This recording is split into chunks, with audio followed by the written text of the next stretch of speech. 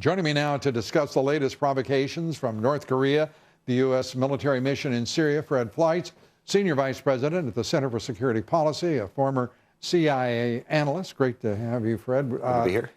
This is a very quick, unexpected move to move in the 11th Marine Expeditionary Force into Syria, at least for a battery of howitzers to support what will be the assault on Raqqa.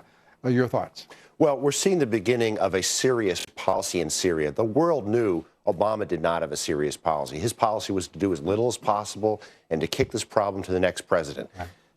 ISIS cannot. Well, here we are. We've got the new president. That's now, true. What do you think of what he's doing? Well, ISIS can't be defeated only from the air. We know that from history. Right. It's going to have to be defeated. We're on the ground. We're going to need ground troops, but these ground troops cannot be just American. I think it's important that if ground troops go in, we've got a coalition. We have to have more NATO troops. We have to have. Well, I mean, it's sort of a coalition. Most of these nations are not participating very much. Well, it's a coalition by any other name. It may need to be a far more robust coalition. We need right? substantial contributions from NATO, troops that know how to fight in this country. And frankly, they have an incentive to do this because the refugees are going primarily to Europe. They have to solve this crisis. Think about this. I mean, we have been listening to nonsense spewed from Washington, D.C.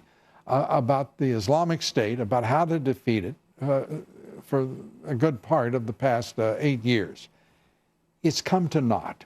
We know that many of the generals have not had the acumen, talent, and vision to carry out a successful plan, or that there would be no Islamic State. We're the world's only superpower. We have spent trillions of dollars in the Middle East, and we look like damn fools. We have a new president. What do you think of what he's doing, and is it the right course? The world knew we had an indecisive president under Barack Obama.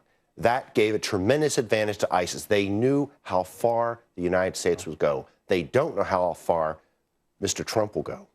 Well, North Korea doesn't either. But North Korea, we find out from the United Nations, trying to sell nuclear material online, for crying out loud. North Korea trying to be the eBay of fissionable material. But the United Nations wouldn't tell us to whom they were trying specifically to sell it. I found that very troubling. What they were trying to do was to sell a substance called lithium-6, which is a source of tritium.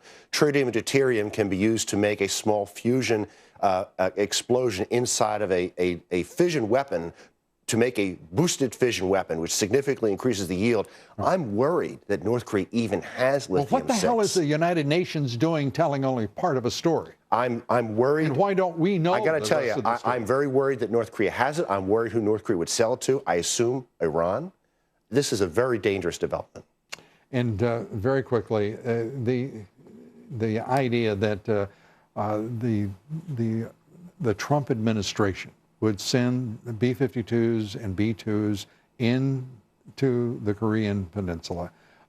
Those are overseas reporting, but do you think there's anything to it? I think there's something to it. We're sending THAAD missiles, defense missiles to South Korea. Again, a serious policy, and I think that's what North Korea is seeing. All right. Fred Fleitz, thank you for being here. As always, we appreciate it. Up next, we'll reveal what's inside a compelling new book entitled Reasons to Vote for Democrats.